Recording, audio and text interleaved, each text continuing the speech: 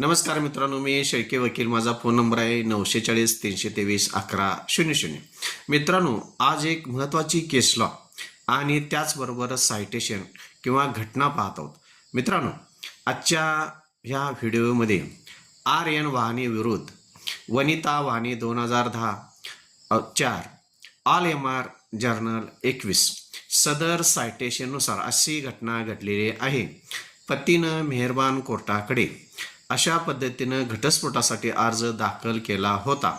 माझी पत्नी मनोविकल आहे आणि सदर पत्नी ही विवाह कार्य आयुष्यामध्ये जे काय परफॉर्मन्स असतील संसारातले ते पूर्ण करू शकत नाही किंवा संसारातल्या वैवाहिक कौटुंबिक जबाबदाऱ्या ती पार पाडू शकत नाही. ती मनोविकल आहे आणि तिनं मला दुसरं लग्न करण्यासाठी संमती दिलेली आहे.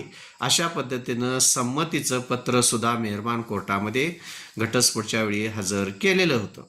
पण कोर्टाच्या निदर्शनात अशी गोष्ट आली, जरी पत्नीनं दुसरा विवाह करण्यासाठी संमती जरी दिलेली असेल तर ती पत्नी तिची वैद्यकीय तपासणी केल्याशिवाय आणि ती मनोविकल आहे हे सिद्ध झाल्याशिवाय सदरचा घटस्फोटाचा अर्ज मंजूर करता येणार नाही.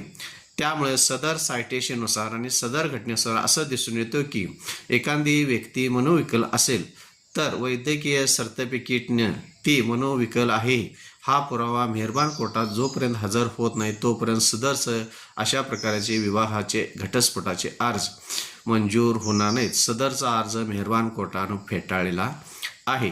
माझ्या चॅनलला सबस्क्राईब करा, लाईक करा, शेअर करा. धन्यवाद.